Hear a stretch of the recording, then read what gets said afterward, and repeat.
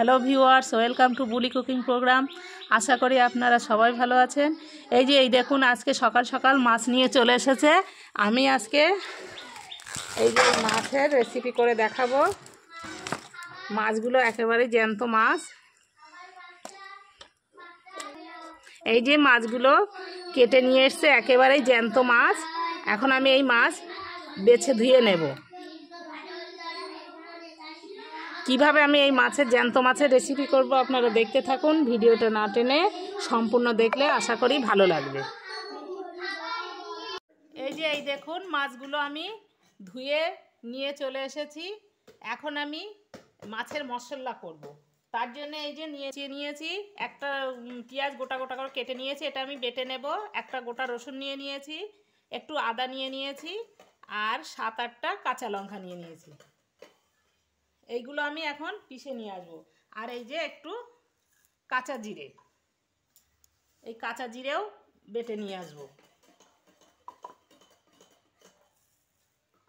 এই যে জিরেটা নিয়ে নিয়েছি, এখন পেঁয়াজটা দিয়ে দিলাম, রসুন দিয়ে দিলাম, আদা আর কাঁচা লঙ্কা, এইগুলো আমি সব একসঙ্গে বেটে নিয়ে আসবো। এই দেখুন, আমি যে মাছগুলো রান্না করব সেইগুলোই নিয়ে নিয়েছি। এই যে আমি এইগুলোই আজকে রান্না করব, আর বাকিগুলো এই যে রেখে দিয়েছি, এগুলো আমি ফ্রিজে রেখে দেব।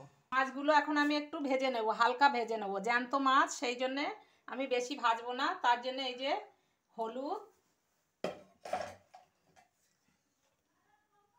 আর লবণ দিয়ে ভালো করে মেখে নেব মাছটা।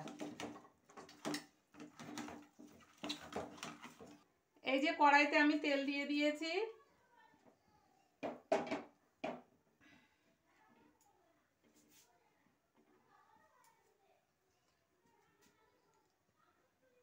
তেল দিয়ে এখন মাছগুলো আমি সব দিয়ে দেব।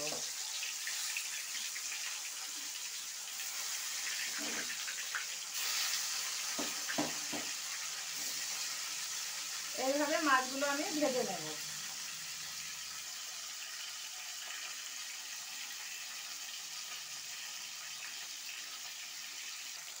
এই দেখুন, মাছগুলো আমার ভাজা হয়ে গিয়েছে। এখন আমি মাছগুলো তুলে নেব।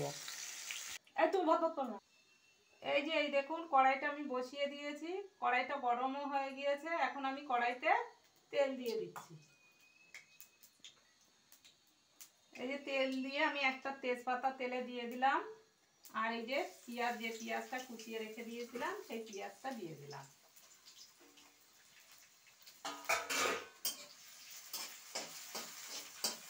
প্রথমেই আমি এই পেঁয়াজটা একটু লাল লাল করে ভেজে নেব।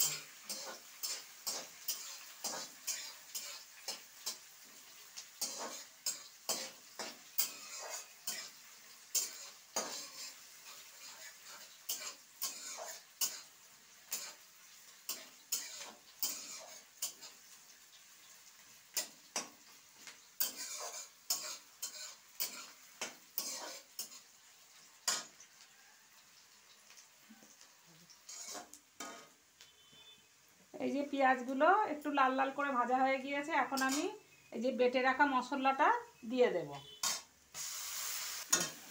ক্যাপসিকামও দিয়ে দিচ্ছি। এই যে মশলাটা একটু কষানো মতো হয়ে গিয়েছে, এখন আমি এতে পরিমাণ মতো লবণ, আমি এই যে পরিমাণ মতো হলুদও দিয়ে দিচ্ছি,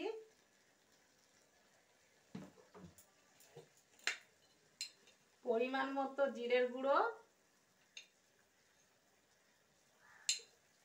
আর পরিমাণ মতো ধনে গুঁড়ো। কোন মশলাটা আমার কষানো হয়ে গিয়েছে।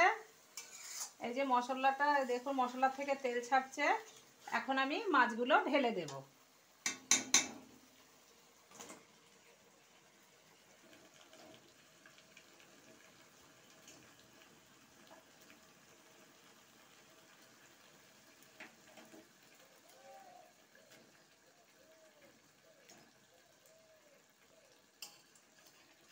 এখন আমি এই মশলার সঙ্গে একটু মাছগুলো নাড়িয়ে নেব আস্তে আস্তে, যাতে মাছটা ভেঙে না যায়।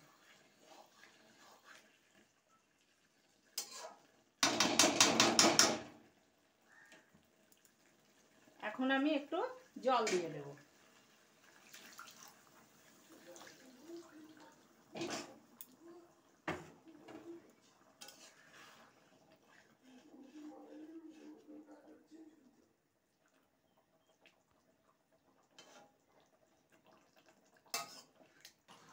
এই যে এই দেখুন মাছের ঝোলটা আমার হয়ে গিয়েছে প্রায়। এখন আমি একটু এই যে ম্যাগি মশলা দিয়ে দিচ্ছি।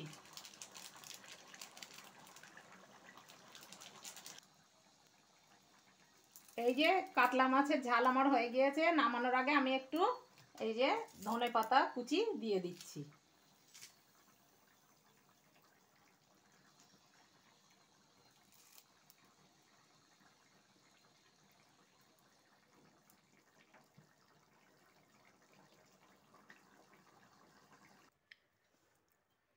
ব্যাস এই যে এই দেখুন কি সুন্দর কালার এসছে। এই যে হয়ে গিয়েছে আমার কাতলা মাছের ঝাল। এই যে মাছটা দেখুন কত সুন্দর হয়েছে। এটা কিন্তু দেখতেও যেমন সুন্দর হয়েছে, খেতেও কিন্তু অসাধারণ। আর যারা এতক্ষণ ধরে এই রেসিপিটা দেখছেন, কাতলা মাছের ঝালের রেসিপি, তাদের অশেষ ধন্যবাদ। যারা এখনও পর্যন্ত সাবস্ক্রাইব করেননি তারা প্লিজ সাবস্ক্রাইব করে আমার পাশে থাকবেন, লাইক শেয়ার করবেন। আর কেমন হয়েছে এই কাতলা মাছের ঝাল কমেন্টসে জানাবেন। আপনারা ভালো থাকুন, সুস্থ থাকুন। ওকে।